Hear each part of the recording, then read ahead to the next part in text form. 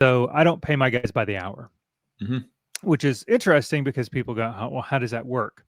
Um, they get a certain percentage of the job. It helps me control my labor expense. Mm-hmm. But quite honestly, because we price things right, and because our techs are properly trained, and we don't have a lot of callbacks and things like that, we have technicians making over $50 an hour. Yeah.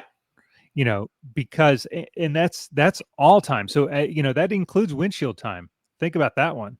So I you could go the cheap way of saying, oh well, I'm just going to pay my technicians 20-25 bucks an hour or whatever, but then you're going to get the B players. You're going to get the people that you know are like and then you could say, well, I'm going to just pay a flat $40 an hour. Well, there's going to be no incentive to get the job done in a timely manner, and you're going to have to really be monitoring things like production rates and things like that.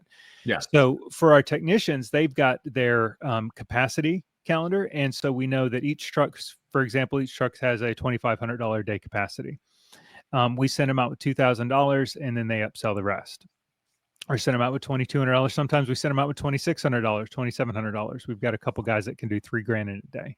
Yeah. So we kind of know where they're at, and then they're responsible for hitting those, and then they get that percentage of the job. They don't get paid for doing their callbacks, and then we retain a couple of percents as a bonus. And then any broken items or lost items come out of that. So if it's non-wear and tear things. And so that also helps us, and customer damages. So for example, if they spill, a bunch of bleach down an asphalt driveway, we have to have it resealed. Well, guess what? That comes out of that bonus because it's a bonus.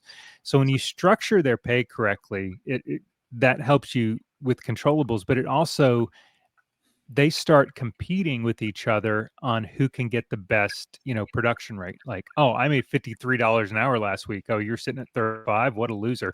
They kind of like poke at each other. So they inspire each other that way. The other teams, we do have short-term contests that we run.